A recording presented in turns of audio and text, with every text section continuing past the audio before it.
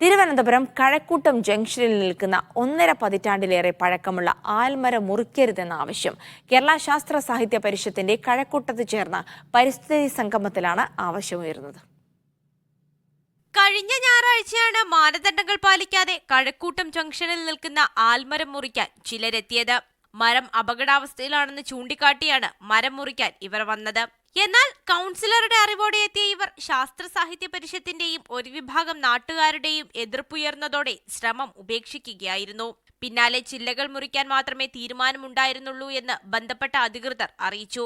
സാമൂഹ്യ വനവൽക്കരണ വിഭാഗത്തിന്റെ അറിവോടെയും അനുമതിയോടെയും മാത്രമേ മരങ്ങൾ മുറിക്കാൻ പാടുള്ളൂ എന്ന നിയമം നിലനിൽക്കെയാണ് മരം മുറിക്കാൻ ഇവർ രംഗത്തെത്തിയതെന്നാണ് പരിഷത്തിന്റെ ആരോപണം. ബഹുമാനപ്പെട്ട ഹൈക്കോടതി പുറപ്പെടുവിച്ചിട്ടുള്ള ഉത്തരവുകളുടെ അടിസ്ഥാനത്തിൽ സാമൂഹ്യ വനവൽക്കരണ വിഭാഗം അഥവാ സോഷ്യൽ ഫോറസ്ട്രി വിഭാഗമാണ് ഇത്തരത്തിൽ പൊതുസ്ഥലത്ത് നിൽക്കുന്ന മരങ്ങൾ മുറിക്കുന്നതുമായി ബന്ധപ്പെട്ട് അനുമതി നൽകുന്നത്.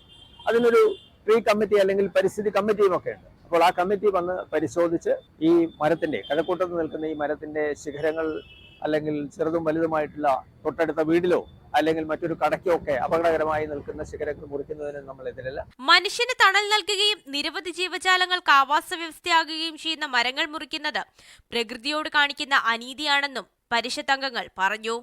മീഡിയ 1 തിരുവനന്തപുരം.